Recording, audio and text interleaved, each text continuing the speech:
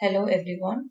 Welcome to the webinar on bioinformatics, scope and its applications, presented to you by the School of Life Sciences, B.S. Abdur Rahman, Crescent Institute of Science and Technology, Chennai, India, in association with the Tamil Nadu State Council for Science and Technology.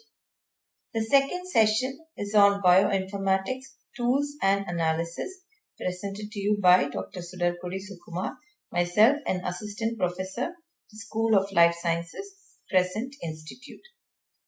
The agenda for this session is, we will briefly discuss about the applications of bioinformatics and then move on to some basic bioinformatic techniques such as sequence alignment and similarity searching, phylogenetic analysis, protein and nucleotide prediction methods, followed by a very brief discussion on advanced bioinformatic tools. Finally, we'll end with a summary of the session.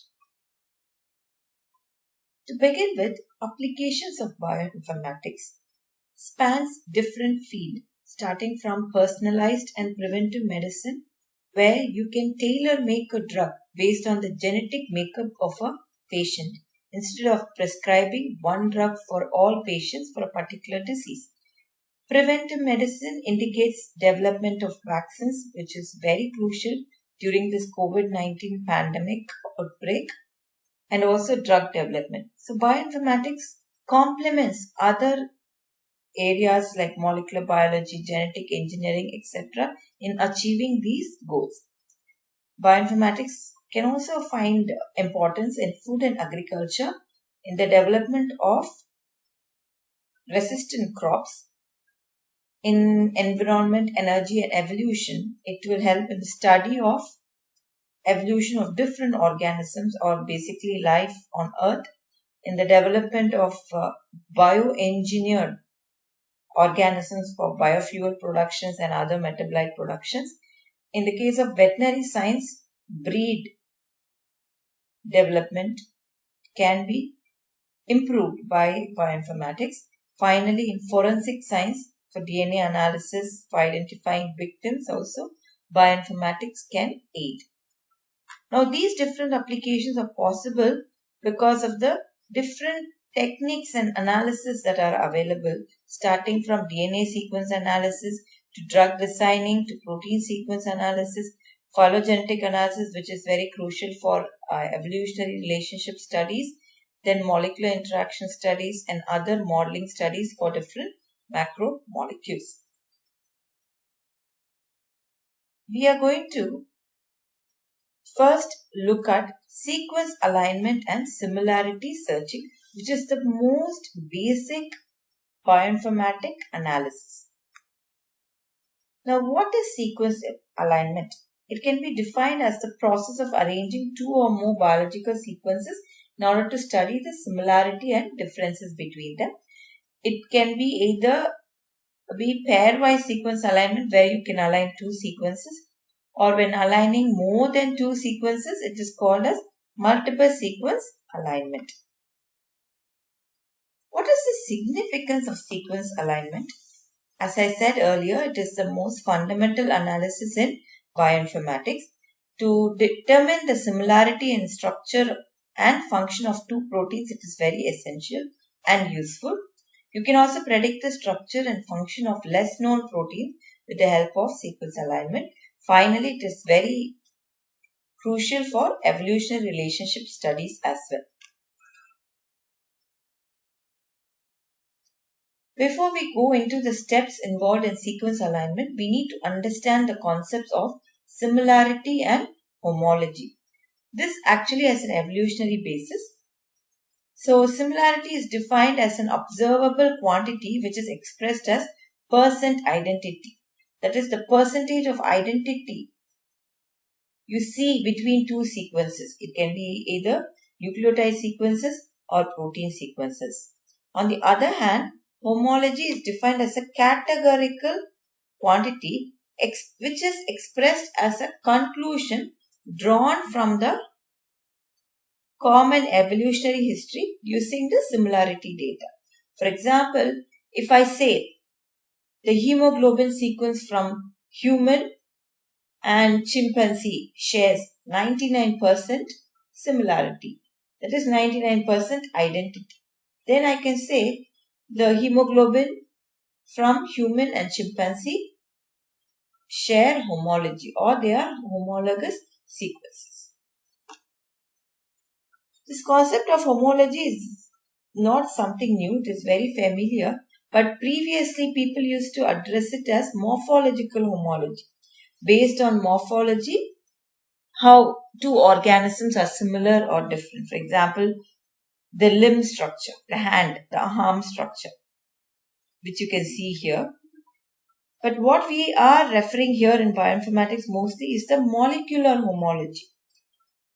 Again, look at the human hemoglobin polypeptide. How many amino acids differ in this protein between different organisms like human, monkey, etc. From this, what we can understand is the more closely related two species are, the more similar their DNA sequences. We all have a common understanding that human and monkey are closely related species, and hence the differences in the amino acid is less when compared to frog and human. Now, having understood the concept of similarity and homology, let's move to the steps involved or how to perform pairwise alignment. So first we need to arrange two protein or nucleotide sequences, then decide on an algorithm to score this alignment based upon the matches, mismatches. We also need to allow gaps because of events like insertions and deletions that would have happened earlier. Finally, the score that we get is a reflection on the degree of similarity between the two sequences. We also need to ensure that the similarity that we achieve is not purely due to chance. So for that, we need to incorporate a probability aspect as well. Now, pairwise sequence alignment is of two types, local alignment and global alignment.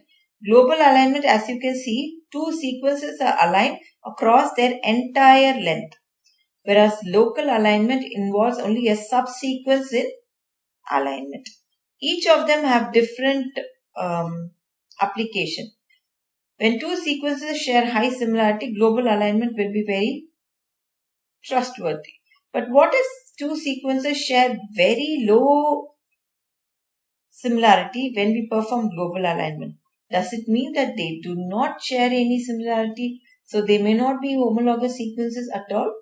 The answer is partially no, because there could be certain regions that share similarity which can only be picked up by local alignment. Those regions could be some regulatory sites or active sites, etc. Now, how to score an alignment? To score an alignment, we need to give some weightages to the mismatch and gaps. So based on that, we add these identities and mismatches and subtract the various gap penalties. So the maximum score that you get for the different pair of alignment will determine which is the optimal alignment. Remember, there are multiple ways to align two sequences. So you need to score each alignment and find out which alignment has the maximum score.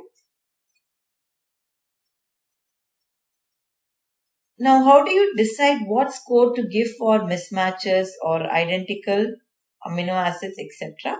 So for this, bioinformaticians have come up with some matrices. The most commonly used matrix is called as the Blossom 62 matrix, which is the block substitution matrices. Here, for example, you can see if a amino acid is replaced by a same amino acid or a different amino acid, the scoring system will vary. So one can always decide which matrix they want to incorporate in their scoring system. So there are different algorithms to perform sequence alignment.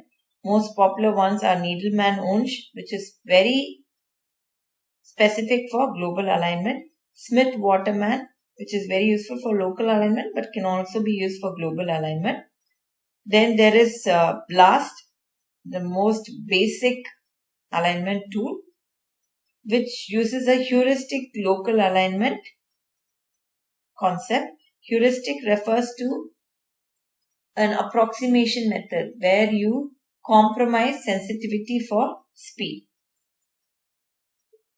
Let's go in detail about BLAST, that is the basic local alignment search tool. Now imagine a situation. You have a protein sequence, for example, say human collagen. You want to know what are the other organisms that have similar sequences as of human collagen. So what you can do is you can go to any database and find out similar sequences to your sequence of interest. If you want to do this by using Smith, Waterman or Needleman and Wunsch, it will be a never-ending process. So that is why people came up with BLAST. So in this, what happens? The query sequence will be broken down into words. Words, here the word size is 3. So 3-letter words are made from a given query sequence. Now each of these 3-letter words will be searched against the different sequences present in a database like UniProt. Now scores are calculated for these 3-letter words and a threshold is kept. All those 3-letter words which are above this threshold or which have a score above this threshold are taken further for extension of the alignment. So whichever alignment that arises from these words has high score is called as a high scoring segment pair. Then that sequence will be rated as a homologous sequence. To understand this further, I have here some screenshots from the NCBI BLAST interface. So this is the web-based interface of NCBI BLAST. You can also see there is also option for performing global alignment based on Needleman-Wunsch algorithm. BLAST as such is of many types. You can do specifically for nucleotide sequences. You can do protein BLAST specifically for protein sequences. There are other programs like BLASTX, T-BLASTN, etc. So the same collagen example, you can paste the FASTA sequence for human collagen and you can search against different databases. For example, model organisms. Maybe you want to do research on human collagen in any model organism. So you should know which model organism shares similarity with human collagen. So we can select this database and run the program. So this is how the output looks like. So basically you have a list of sequences. These are called as homologous sequences because they are going to share some significant percentage of identity. Now from this list, you can select, for example, mus musculus, which is the mouse collagen, which shares around 92% identity, that is similarity with human collagen. You can even highlight and see the alignment. How does the human collagen align with mouse collagen sequence? So you can identify regions where there could be deletions. You can identify regions where there is 100% identity, etc. Now BLAST is not the only tool. There are other tools like FASTA, SciSearch, ggsearch, etc. These are all tools that can be easily accessed and also free at the EBI website. EBI is the European Bioinformatics Institute, which is an integrated platform which we have discussed earlier in session 1.